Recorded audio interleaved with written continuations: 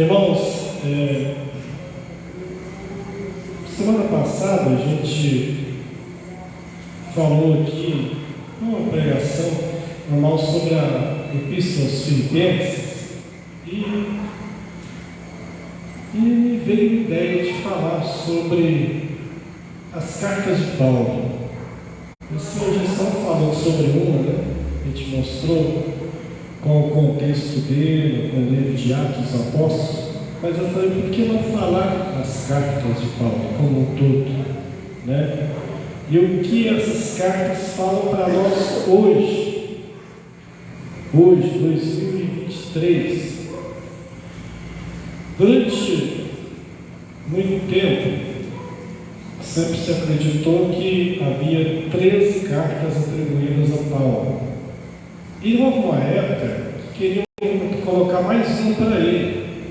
Chegava a dizer que era 14, porque contavam a Epístola aos Hebreus como carta paulina. Muitos autores contavam. Mas foi feito vários estudos no estilo do grego que Hebreus foi escrito, no estilo do grego que as demais cartas paulinas foram escritas. Algumas frases que ele usava muito nas outras epístolas não eram usadas nos Hebreus. Então, a maioria dos estudiosos entende que Hebreus não é uma carta escrita por Paulo, mas por um autor que até hoje é anônimo. Então voltou para 13.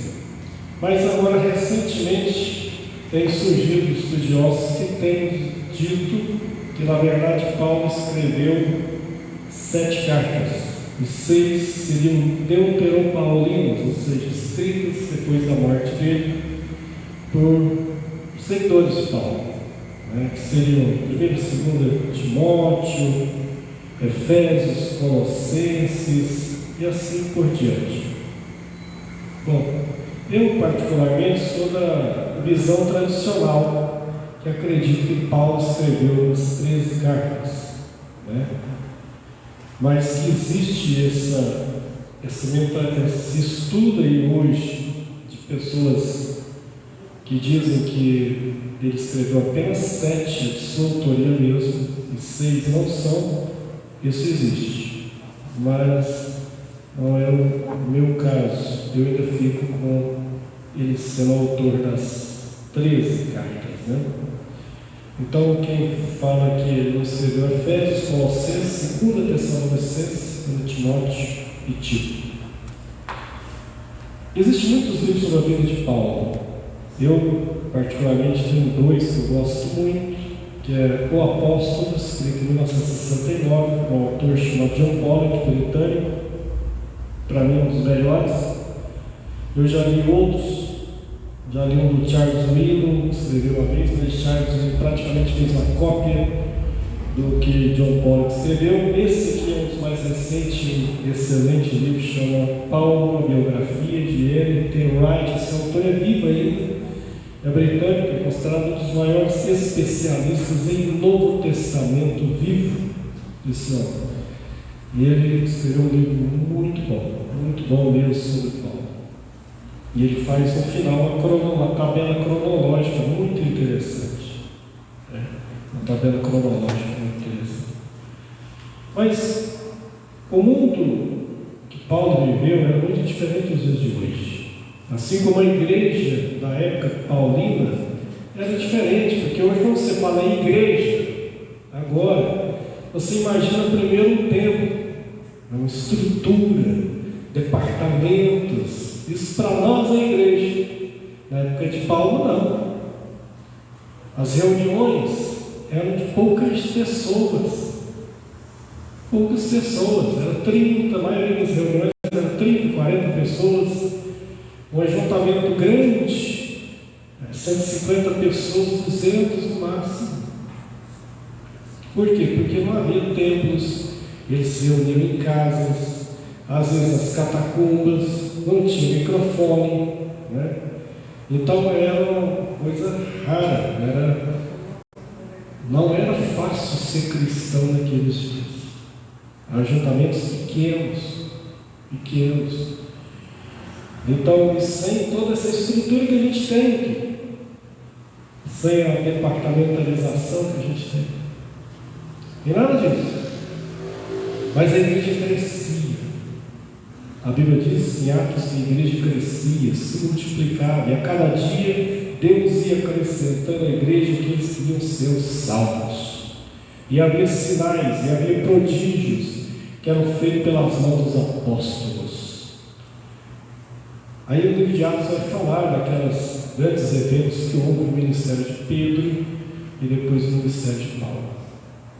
Paulo chega depois, ele não andou com Jesus, era um judeu, filho de fariseu, ele diz: eu sou da tribo de Benjamim, filho de fariseu, né? Isso ele escreveu lá aos Filipenses, hebreu de hebreus, mas não nasceu em Israel, ele nasceu na Cilícia e Tarso, onde hoje é a Turquia. Depois ele é enviado pelos seus pais para estudar aos pés de Gamaliel, o maior teólogo que tinha na época entre os judeus. E Paulo estuda com ele. Ele volta para sua terra.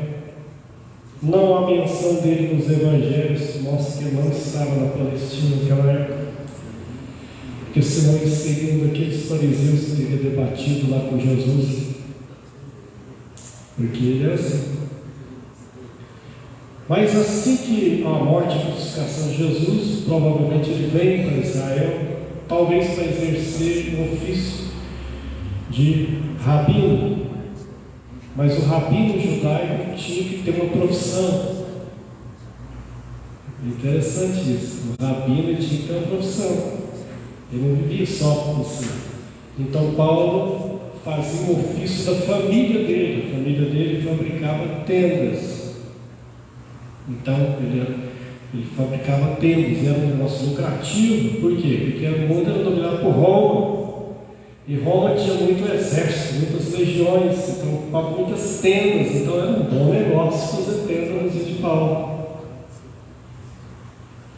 Ele vem para a Palestina. Chega na Palestina, ele é chocado com a nova seita, a seita dos nazarenos. O primeiro título da igreja foi os nazarenos. Depois veio os do caminho. Os do caminho. Por quê? Porque Jesus um dia falou: eu sou o caminho, eu sou a verdade, eu sou a vida. Pessoal, esses são os do caminho. É os nazarenos. Até que, em Atos capítulo 11, quando o evangelho chega em Antioquia, a Bíblia diz que lá os discípulos são pela primeira vez chamados de cristãos, seguidores de Cristo. E esse título ficou até hoje: cristãos, seguidores de Cristo. E Deus faz uma obra poderosa na vida de Paulo em Atos capítulo 9, convertendo naquela conversão extraordinária. E ele logo começa a pregar. E tinha uma coisa, além de não ter essa estrutura nos dias dele, tinha outra coisa que a igreja não tinha.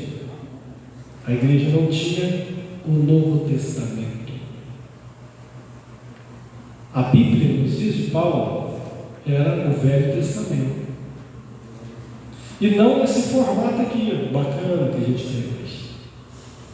Nossa, essa aqui é uma biblioteca na minha mão, 66 livros, tudo arrumadinho, encadernado, olha que beleza, letra dourada.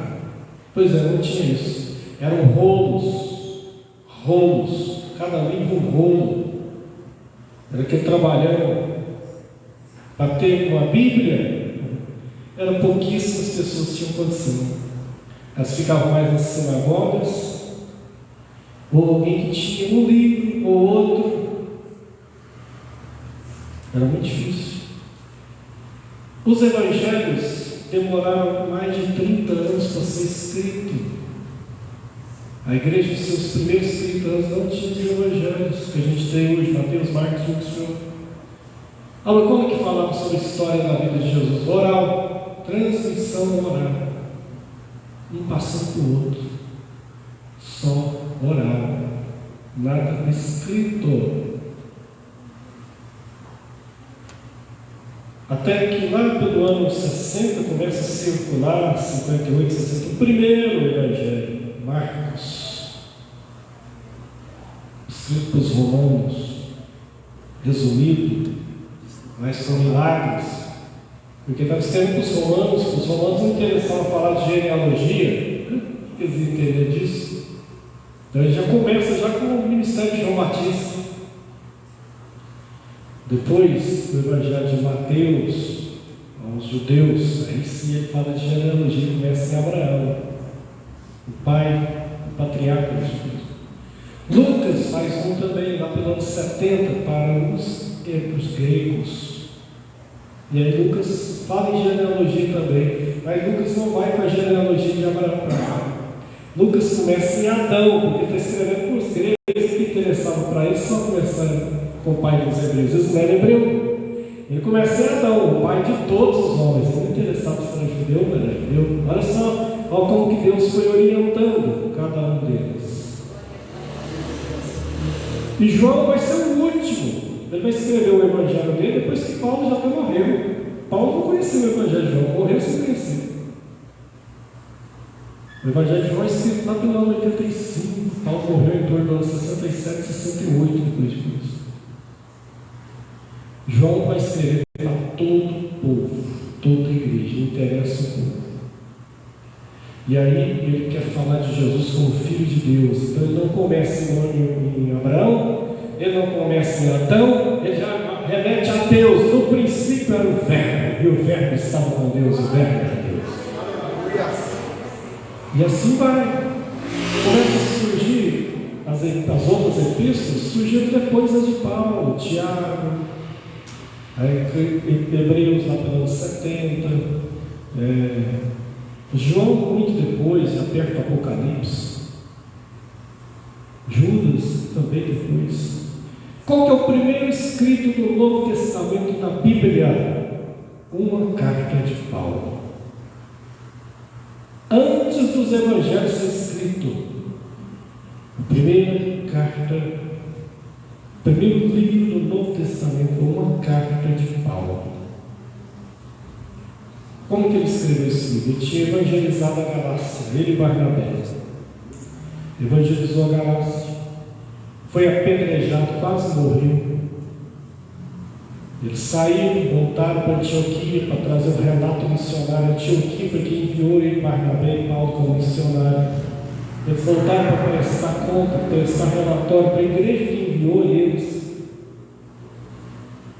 Mas aí, quando eles saíram de lá, vieram alguns judeus da circuncisão e começou a botar coisa na cabeça dos crentes, lá de Galácia, dizendo: olha, vocês ficam ouvindo esse Paulo aí, falar que tem que só aceitar Jesus, tá bom? Não, tá bom não. Vocês têm que voltar para a lei de Moisés. Só esse negócio de aceitar Jesus não dá certo não. Vocês têm que cumprir a lei. E aí Paulo fica sabendo. E ele fala: o que eu vou fazer? Não dá para mim ir lá agora. É marcado um concílio, o primeiro concílio, a primeira convenção de obreiro da história, em Atos capítulo 15, em Jerusalém, para tratar desse assunto. Paulo e Barnabé vão lá. Então ele manda uma carta para esses crentes, a Epístola aos Gálatas, e ele escreve assim para eles: me admiro que vocês, tão depressa, estejam decaindo da graça e voltando para a lei. Por acaso foi Moisés que foi crucificado por vocês? Vocês são salvos pela lei ou pelo Espírito de Deus? Ou pela graça? Ou pela fé? E não achacará no povo. Porque agora não vivo mais eu, mas Cristo vive em mim. E a vida que eu vivo ela na fé do Filho de Deus. E tenham cuidado, não vivam na concupiscência da carne, nas obras da carne, nas glutonarias, nas divisões, nas fofocas, nas brigas, nas iras, nas porfias, nas invejas, vivam no fruto do Espírito, vivam o amor, vivam a misericórdia, vivam a benignidade, a fé, a mansidão, a temperança.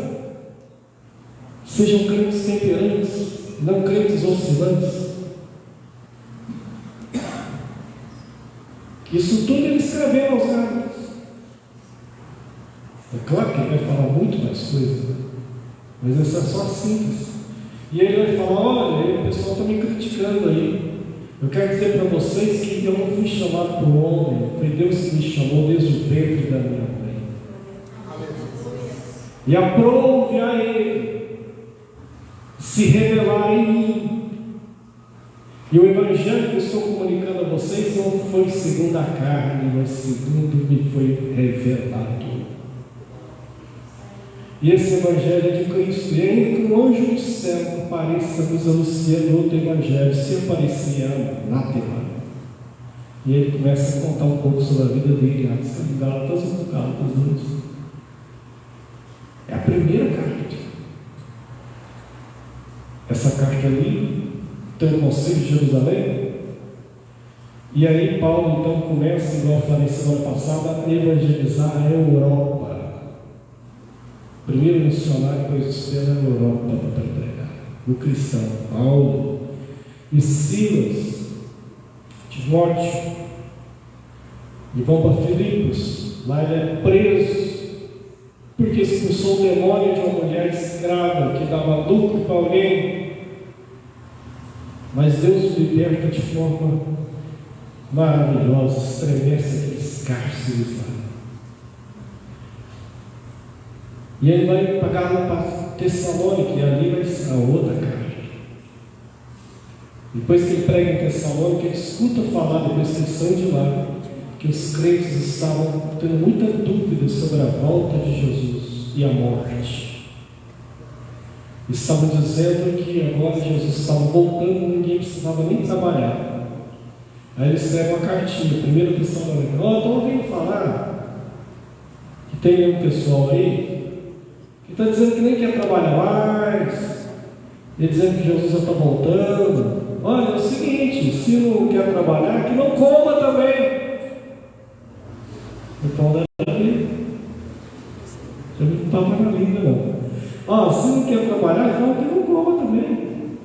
Olha, a vida do Senhor não é desse jeito que eles estão falando isso, não. Porque não será assim. Primeiro vai ter, os meninos cantaram aqui, primeiro vai ter um alarido do céu, com anjo, com trombeta, e os mortos vão ressuscitar primeiro, e nós, se estivermos vivos, seremos arrebatados a encontrar com eles. A primeira vez ele começa a falar então sobre arrebatamento. Paulo, vocês são inocentes. E ele vai falar: olha, é o seguinte também, se console com essas palavras, e que o Deus de paz nos santifique em tudo, em vosso espírito, em vossa alma e em vosso corpo, porque a santificação ela é completa.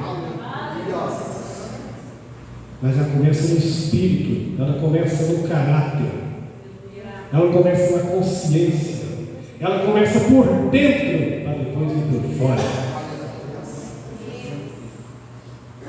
Depois ela vai para a alma, porque o seu sentimento também tem que ser convertido.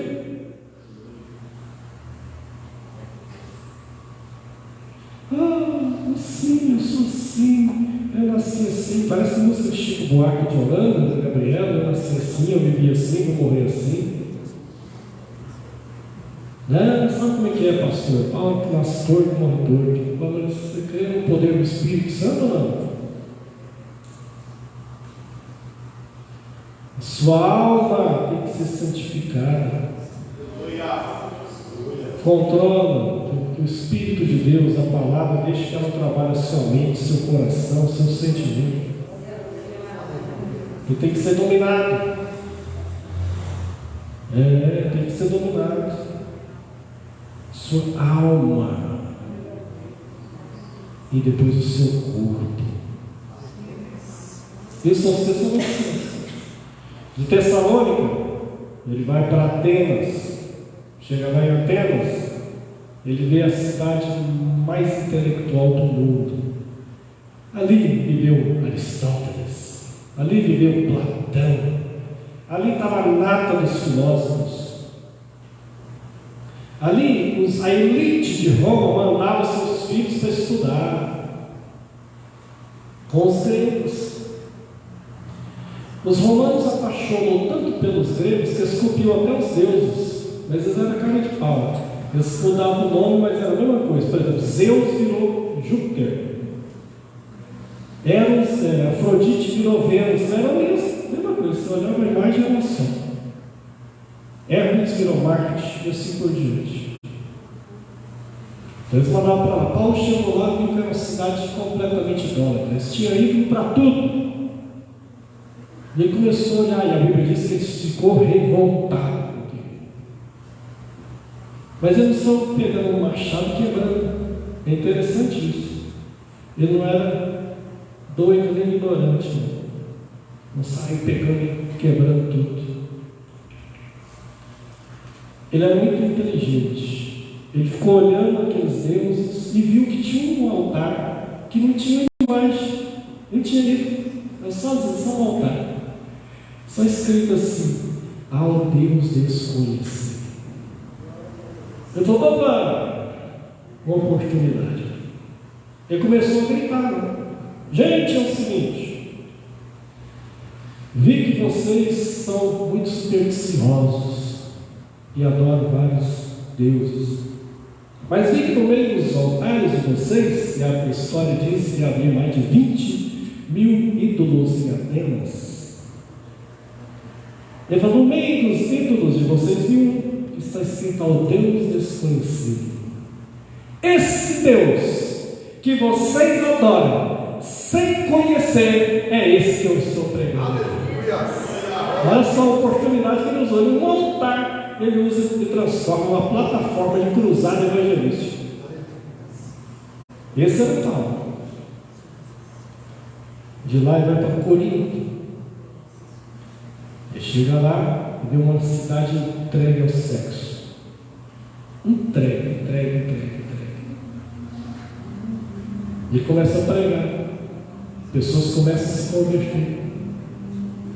Ele sai da cidade, vai para Éfeso, e escuta falar que a igreja de Corinto estava com problemas, que ela tinha crescido, que Deus tinha abençoado ela com muitos dons, era uma igreja pentecostal. Ele chega a escrever e dizer assim, no capítulo 1 de 1 Coríntios: agradeço a Deus, porque nenhum dom vos falta. Você já pensou numa igreja que tem todos os dons? Pois essa ele fala que tinha. Então era um culto, chegava um culto lá em Corinto que alguém falava profecia, alguém falava em língua estranha, outro interpretava, outro tinha o dom da ciência.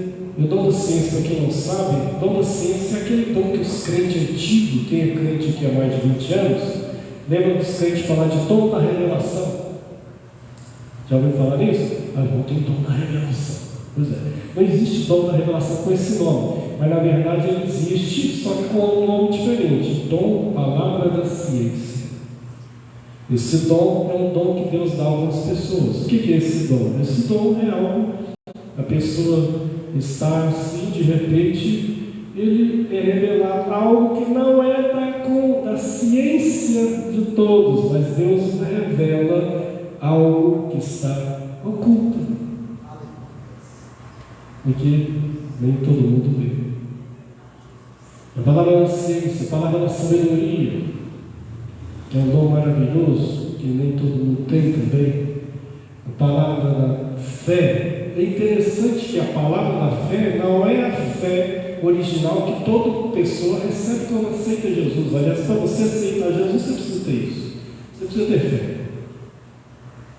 Mas essa aí é um dom, e existe ela também em Gálatas como fruto, como algo que vai sendo desenvolvido na sua vida cristã. Mas a palavra do dom da fé é diferente.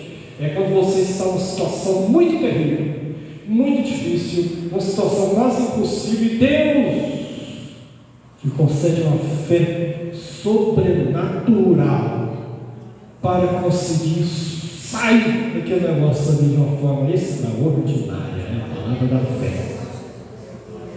Essa fé, algo que não muda montanha de lugar. Essa igreja tinha todos os dons. Fala, então a igreja é perfeita, está cheia de igreja perfeita. É? Não é. Aí no capítulo 3, no capítulo 1 ele elogiou, né? Falou, vocês têm falta de um dom. 3 é desce o cacete, no termo literal. Vocês são carnais. O que é isso? Vocês não têm estrutura. Olha só, desse jeito, vai lá, 1 Coríntios capítulo 3. Vocês até hoje precisam de leitinho. Eu estou querendo aqui dar um tutu de feijão para vocês aqui, um caldo de mocotó, mas que jeito? Vocês vão morrer, dá uma parada cardíaca em seu pé. Tem que ser só leite. Já passou da hora de vocês terem um alimento mais forte. E até hoje vocês estão só querendo uma madeira, só uma melzinha chupeta, como se diz. Não chegou a hora boa, gente. Capítulo 3, 1 Coríntios, ele dá uma sacolejada no povo. Chegou a hora, gente. Oh, que negócio é esse? Vocês não têm estrutura? Pastor, fulano não quis me dar para o Senhor ali na porta. Acho que eu não volto mais nessa igreja. Oh, que fé é essa sua? Que Jesus é esse que você creu? Se é que foi Jesus mesmo?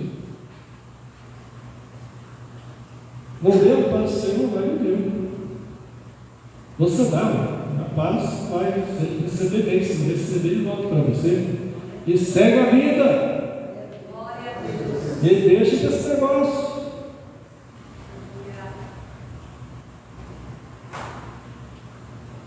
No capítulo 4 ele fala de novo, no capítulo 5 ele fala que a igreja tinha pecado na igreja. Pecado sexual. E grave. Ele falou, vocês estão vendo isso? Não? Coisa grave aí, no meio de vocês tolerando. Capítulo 5, capítulo 6.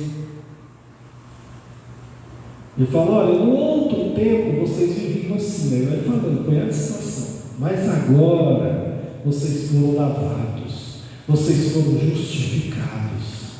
Agora vocês são nova criatura. Capítulo 7, ele vai dar conselho para os casais. Muito antes do Cláudio Duarte ficar famoso aí com palestra para casais, Paulo já escreveu um capítulo inteirinho, 1 Coríntios 7, que a maioria dos crentes nunca leu na vida, mas já viu milhares de livros do Cláudio Duarte, mas nunca leu 1 Coríntios 7. Porque o povo gosta de coisa pronta e acabada. É assim, instantâneo. Moço, eu tenho vontade de pregar, pastor. Irmão, tu vai ler a Bíblia, mas quem disse que ele vai ler? Ele vai ficar vendo vídeo do YouTube lá, tentando ver qual que é o melhor, se é o Tiago Brunet, se é o não sei o que, subirá, não sei se é subirá, sei lá. Eu sei que, irmão, é mais fácil, né? É mais fácil do que ler.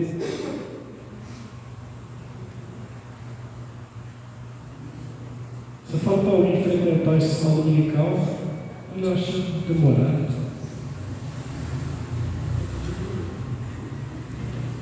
Essa é uma geração que pouco lê, mas pouco lê mesmo. Vou mostrar esse livro aqui para vocês, né? Quantas páginas eu li esse livro no hospital UMC, quando a Cristina estava internada lá, estava na Betel ainda, um problema seríssimo, já nos foi 478 páginas. E eu lá esperando, lá na sala de espera, ele nesse livro. 478 páginas só. A gente vendeu uma página. A gente não lê nem pula de remédio. Tem preguiça. Não lê aí para mim o que está falando essa boca. Não, eu quero vergonha. Lê a coisa.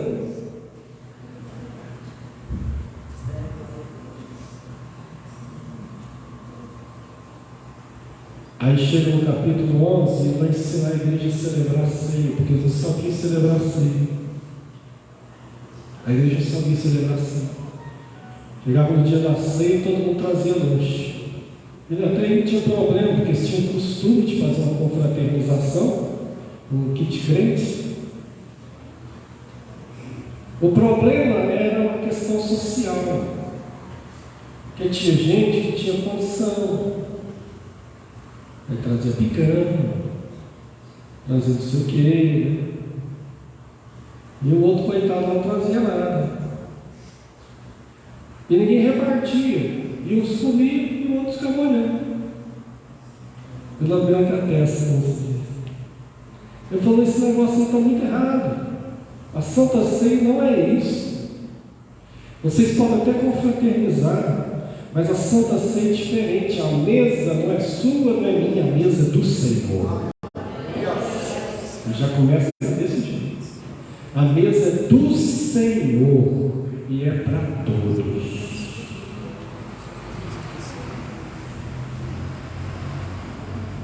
E no dia da ceia, sabe que o único julgamento que tem é você com você mesmo e Deus. No capítulo 12, ele vai ensinar os crentes sobre os dons espirituais. No capítulo 13, ele vai falar sobre o amor, que sem amor pode ter todos os dons que não vai adiantar. No capítulo 14, ele vai explicar sobre línguas e profecia. E ele vai falar, olha, vocês aí, que acham que ser usado pelo Espírito Santo é igual coisa do Espiritismo, que acha que perde o controle, fica doido, fica em transe. Ele falou, olha, o espírito do profeta está sujeito ao profeta, tá? E quando um profetizar, o outro cala, tem organização. Façam tudo para o Senhor, mas façam com decência e ordem. E no culto não tem salmo, não tem palavra, não tem hino, não tem revelação, não tem profecia, mas faça tudo com decência e ordem. No capítulo 15, ele vai falar para aquela igreja da volta de Jesus também. Ele fala, olha, vai ser assim, um abrir e fechar de paz. Porque a trombeta soará e todos serão transformados. Tempos depois ele vai escrever uma segunda carta para essa igreja. Ele vai falar sobre a questão da disciplina da primeira carta. Vai falar sobre contribuição, capítulo 7 e 8. Fala, olha, quando for contribuir, saiba que é como a sementeira. Quem semeia pouco vai colher pouco. Quem semeia muito vai colher muito. Mas você tem que contribuir com alegria, não forçado. Você contribui ou aqui a carabina está aqui? Ela tem que ser espontânea. Porque senão você pode até agradar o líder, o pastor, o departamento, mas para Deus não tem finalidade nenhuma. Porque para Deus salvar esse seu de coração. Para Deus salvar aquele propósito que você fez no coração. E diz ao pastor Júlio, na sua campanha, nós lançamos na pintura externa aqui, R$10.000 dedicado. E eu fiz um propósito com Deus, eu estou com a causa na justiça, o Senhor me der vitória ali, eu vou ofertar tanto ali na igreja. Não, eu estou profetizando ali. Aí você vai e faz aquilo que propôs no coração. Ó Senhor, que lá a empresa não me pagou, mas eu estou crendo ali, fiz a mão do advogado, fui para a justiça do trabalho. O Senhor me dê vitória nisso. Eu quero ofertar tanto. É um propósito, não é um voto, e é com você e Deus, não é comigo não. E olha, isso é maravilhoso, isso é muito bom, quando é feito de espontaneidade, né, de coração. Eu me lembro que quando eu comecei a trabalhar, eu ansiava por receber o primeiro salário, não para eu sair comprando essas coisas para mim, mas eu tinha vontade, que eu via os irmãos contribuindo, eu não podia contribuir, eu não trabalhava, eu estudava. Aí quando eu comecei a trabalhar, meu primeiro emprego, na Guia SAP, né, no Grupo Algar, foi meu primeiro emprego, auxiliar de offset. Eu tinha que ficar mexendo lá no maquinário lá para sair as listas, né, as listas telefônicas. Foi meu primeiro emprego, foi isso. Depois eu fui para o escritório. E aí, quando eu recebi o primeiro salário, não foi muito não, foi um pouco, vamos pagar isso não, eu falo mal. Mas na época, mas hoje deve ser bom, mas na época não era não. E eu falei, vou ali contribuir, né, a obra do Senhor. Me dei meu primeiro dízimo com muita alegria, né, para o Senhor.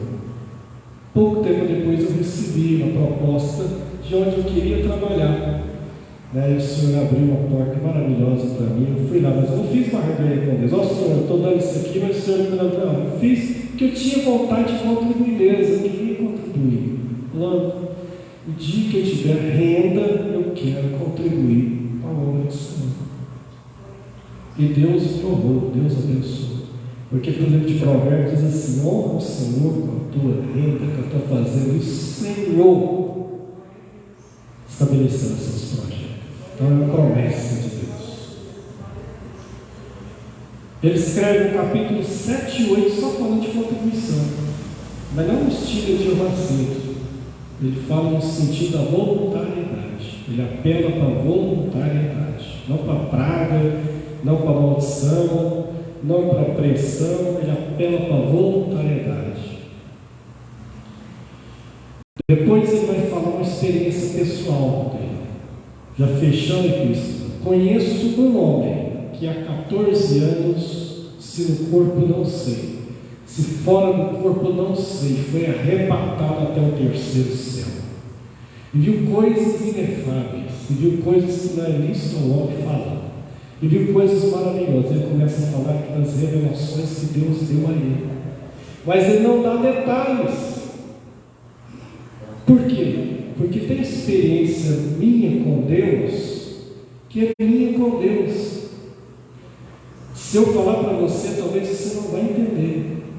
Tem coisas que a gente tem experiência que a gente deve compartilhar, mas tem coisas que a gente guarda para nós, e a gente tem que saber a diferença disso. Porque eu já vi muita gente, pessoa pegou o microfone e falou: eu vou dar um testemunho. Ela não dá um testemunho, dá um testemunho. Fala os negócios que tem nada a ver, fala as coisas que não edifica nada para a igreja. Porque não é para falar para a igreja. Todo sonho que eu tenho, eu vou pegar o microfone, irmão, eu tive um sonho essa noite, e foi assim: ei, irmão, cuidado aí, irmão, que você não é todo sonho que você tem que falar para os outros, não. Ei, irmão, você fica esperto, hein? Eu sei o sonho que você vai bater com as 10, hein? Aí você acabou com a vida do irmão. Todo dia eu vou ficar pensando aí agora: oh meu Deus do céu, eu estou sentindo os calafrios aqui, será que é hoje que eu vou? Você acabou com o irmão. Em certas vezes você ora para a pessoa, não fala nada. Tem que ter prudência nisso. Eu já tive sonhos terríveis com algumas pessoas, mas nem por isso eu cheguei e falei para elas. Senão, meu Deus do céu, é uma coisa que você guarda, você e Deus. Você tem que saber guardar. Agora, tem coisas que é para ser compartilhada. Tem coisas que é para o coletivo. Aí sim tem que ser compartilhado. E ele fala: mas as revelações foi tão grande que para mim não sentir orgulho, não me orgulhar. Deus foi me dado também um espinho na carne, um servo de Satanás. Ele fala que é um servo de Satanás. É um tormento da minha vida, é um espinho que toda hora está me machucando. Eu já orei ao Senhor 3 vezes e falou: Senhor, tira esse espinho, Senhor, tira esse espinho. Você já pensou um homem que está pregando, olha para um paralítico e fala assim: você aí, põe sobre os teus pés? E a pessoa começa a andar? Você já pensou um homem que alguém pega um lenço dele e fala: irmão Paulo, você pode ir ali orar para aquela pessoa que está olhando e falar: agora eu não posso, tem que atender. Eu posso pelo menos levar seu lenço? Pode levar. E o camarada está quebrando tudo na casa, e alguém só chega e põe o lenço dele em cima do endemoniado e ele acalma na hora. Você já pensou uma pessoa que está tendo febre e alguém leva algum objeto dele e coloca na pessoa e a pessoa é curada na hora? Essa pessoa que recebeu esse espinho na carne, porque senão ele ia se orgulhar, porque Deus fazia coisa extraordinária pelas mãos de Paulo. Esse homem que pregou para reis, para governadores, ao ponto de um governador judaico dizer para Paulo: as muitas letras te fazem delirar, reconhecendo a intelectualidade dele, que era grande demais. As muitas letras te faz delirar, Paulo, porque ele era um intelectual. O homem que vai escrever a carta aos Romanos, que é considerado até hoje uma das maiores obra-prima da humanidade, é a Epístola aos Romanos. Uma carta onde ele chega e já começa dizendo: olha, eu não me envergonho do Evangelho de Deus, do poder de Deus para a salvação de todo aquele que crê. O homem que chega e diz: olha, agora nenhuma condenação há para os que estão em Cristo Jesus, que não é segundo a carne, mas segundo o Espírito. Olha, todas as coisas cooperam para o bem dos que amam a Deus. Olha, nada pode nos separar do amor de Cristo, nem espada, nem os principados, nem os demônios, nada pode nos separar do amor de Cristo. Isso que nos fala até hoje, que tem esse poder extraordinário. E olha que já deu hora, já vou parar. Eu nem comecei a falar assim. E eu nem comecei. E são 13.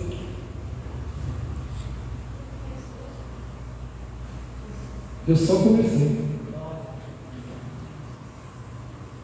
E se eu pegar uma carta aqui como Romanos, vai ser semana. Só ela. Só ela. Porque é considerado o maior tratado teológico de todos os tempos, a carta aos Romanos. Você sabe que você pensa em Agostinho, o grande filósofo teólogo, pensa em Tomás de Aquino, o grande filósofo teólogo, escreveu tomos e tomos de livro. Pensa em Karl Barth, o maior teólogo do século XX. Pensa em João Calvino, em Jacó Arminio. Todos os nomes que você puder pensar. Pois é, todos esses homens, John Wesley, vão citar Romanos, vão falar sobre Romanos. Essa carta foi a carta que John Wesley, um homem que era crente desde o nascimento, mas nunca tinha tido uma experiência com Deus. Um dia está lá no culto e alguém lê Romanos capítulo 1 e abriu, e a história diz que ele falou que sentiu queimar o coração. E a partir daí a vida dele muda todo dia.